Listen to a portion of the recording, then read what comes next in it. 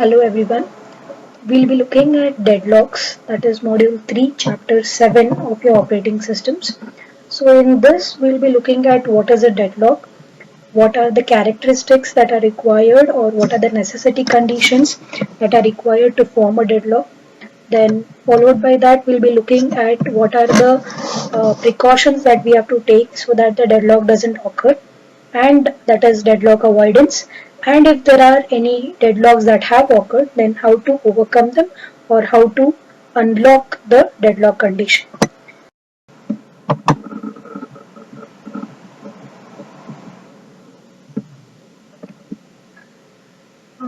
So before understanding the deadlocks, we need to understand what is a process and what is a resource. A process is a file under execution or a program under execution. A program is an passive entity, whereas a process is an active entity. A process requires resources without which it cannot execute. So there are different resources, like memory space is one important resource without which no program can execute. CPU cycles. CPU cycles are nothing but your processors or processor time that is being given to the process. There may be files which are required for execution, and IO devices are again one of the important resources. So these resources are system properties which are given to the process for execution. And it is not required that we have a single instance of the resources. For example, I may be having multiple processors in my system, like I may be having a quad core processor, I may be having an octa core processor. That means I have 8 instances or 4 instances of my processor. That means I can run 4 different processes at the same time. Similarly, I can be having multiple printers attached to my device, I can be having multiple scanners attached to my device. All these will become copies of the instance. That means a single resource can have multiple instances of itself. Again, those instances may be same instance or a different instance, like the type may be different. For example, if I am having a printer, then I may have a color printer and I may have a black and white printer. These become two different types of resources. But if I have two black and white printers, they become two instances of the same resource type. So whenever a process is requesting for some resource, then it has to make sure that that resource is available. So before executing, there is some sequence which has to be followed by every process, that is request, use, and then release. That means I'm going to request for the resource, use the resource, and after usage of the resource is completed, then release the resource. So basic question, why this is required? Why I have to request, use, and release? Since the resources that we are talking about are limited in number, it becomes very important that I check the availability of resources. Once I acquire them, then I am going to use those resources for whatever purpose I am going to use it, and then I am going to release it. What happens if I don't release the resources? If I do not release the resources, whatever processes are waiting to acquire the resources will temporarily be in a deadlock state, and for a prolonged period of time, if I do not release the resources, then these resources will be in a permanent deadlock. That means no new process can use these resources. So resources can be categorized into two types. One is physical resource and the second is the logical resource. So wherever we are having hardware attached, we call it as physical resource. Wherever we are talking about the software, we call it as a logical resource. Examples that I have mentioned here are printers, tape drives, memory space, and CPU cycles. CPU cycles can be roughly called as processors. That means how many processors are getting attached to the system, those many CPU cycles will be having.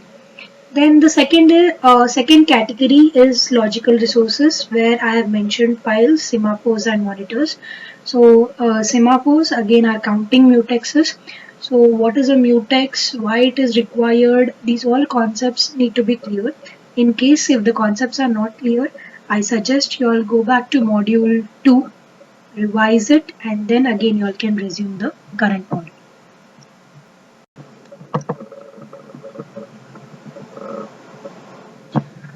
So talking about the definition of a deadlock. So here I have written a rough definition or a textbook definition of a deadlock. A process requests a resources. So this is, they are telling about the condition where a deadlock occurs.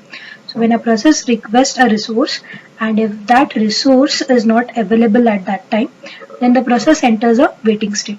So we all know that there have to be resources available without which the execution of the process is impossible. So in that case, it has to wait for the release of the resource. So what happens then? So sometimes it so happens that the resource for which the process is waiting may never be released.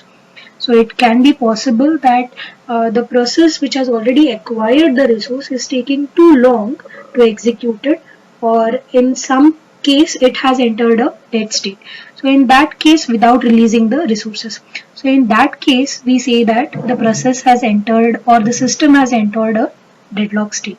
That means whichever the resources are required by my current process are not available, and possibly they will not be available throughout the execution. So in that case, we say that we have a deadlock condition.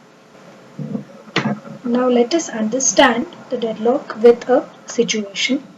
So now if you all can see that in this diagram I have two processes, process P1 and process P2, which are depicted by two oval or round vertices, and I have two square vertices which are depicting two resources, resource R1 and resource R2. Now in this diagram you all can see that resource R1 is allocated to process P1 and resource R2 is allocated to process P2. Now how do I know that? Because there is an arrow mark that is going from the resource to the process. But apart from this, process P1 is also requesting for resource R2, and similarly process P2 is requesting for resource R1. That means apart from acquiring resource R1, process P1 wants resource R2, and apart from acquiring resource R2, process P2 is in need of resource R1. But since both the resources are not available, now they are in a deadlock condition. So this is what is a deadlock.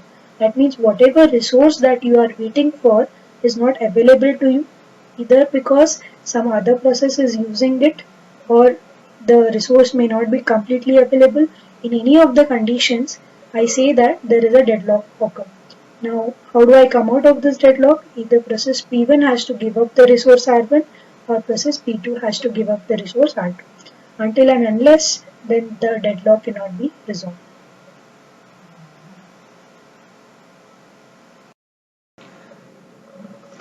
So now that I have told you what is a deadlock, there are some important characteristics of deadlock that you'll have to know, or the features, or I can also call it as necessary conditions which are required for a deadlock. That is, any problem or any situation, when can I say that there is a deadlock? So that deadlock will depend on these four characteristics. There are four necessary conditions for a deadlock to occur. The first is mutual exclusion. Second is hold and wait.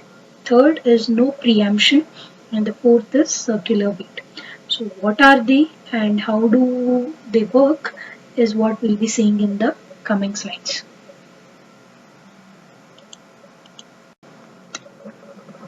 So the first necessary condition is mutual exclusion. So what do you mean by mutual exclusion is that whenever there are resources, then I should say that at least one of the resource should be in a non-shareable state or non-shareable mode. So what do you mean by that? That means if one process is utilizing or is executing on some resource R, then that resource cannot be given to any other process. That means sole ownership of that resource should be given to the process which has acquired it. If this is the case, then in that case I can say that there can be a deadlock that has occurred. So one thing where I can say that there is a deadlock occurred is if the mutex locks are used to hold the mutual exclusion condition. That means before acquiring the resource, if I am going to have the sole ownership or I am going to take the permission to run the resource, then I say in such a way that no other process should be running the same resource at the same time. Then I say that mutual exclusion can be a necessary and sufficient condition to say that there is a deadlock.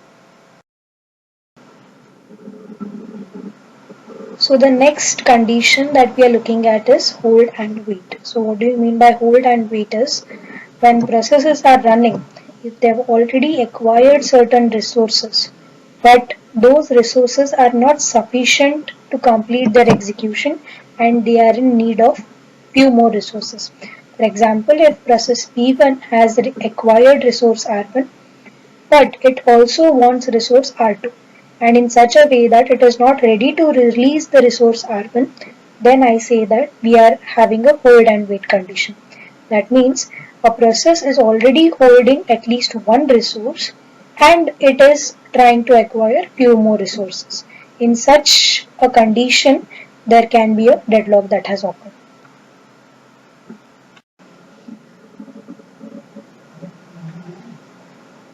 The next necessary condition that we'll be looking at is the non-preemption or no preemption. We have already seen what is preemption and non-preemption in the previous module. That is when we were discussing the scheduling algorithms. That time we saw that if the processes are willingly giving up the resources and we cannot forcibly take the resources from them, then we say that we are having a no preemption condition. Whereas if the processes can be stopped or can be paused by the system and forcibly the resources can be taken by them, then we say that they are in the preemption condition. So when we are in the non-preemption condition or no preemption condition, that means a resource can be taken by the process only if it gives it voluntarily, then we say that no preemption has occurred, and this is also a necessary and sufficient condition for the deadlock to occur. The last condition that we'll be talking about is the circular wait. So circular wait is where I have a set of processes. For example, here I have depicted it as P0, P1 and so on up till Pn, and all these processes are waiting such that P0 is dependent on process P1, that is whatever resource P1 is holding that is required by P0, and whatever resource P2 is holding that is required by P1, and so on. The dependency exists such that Pn-1 is waiting for a resource held by Pn and Pn again is waiting for the resource held by P0. That means there is a cycle exists. That is P0 is depending on P1, P1 is depending on P2 and so on, whereas Pn-1 is depending on Pn, whereas the last process Pn is again dependent on the first process P0. Only when one of the processes release the resource, only then this cycle can be broken and the deadlock can be stopped. So till now we have seen what is a process, what is a resource, what is a deadlock, the definition of the deadlock, and the 4 necessary conditions. The 4 necessary conditions are mutual exclusion, no preemption, hold and wait, and circular wait. So these 4 conditions are required. That means these 4 conditions should be met, only then I can say that in any situation there is a deadlock existing. So how deadlock can be avoided or can be preempted, we'll see in the next video. Thank you.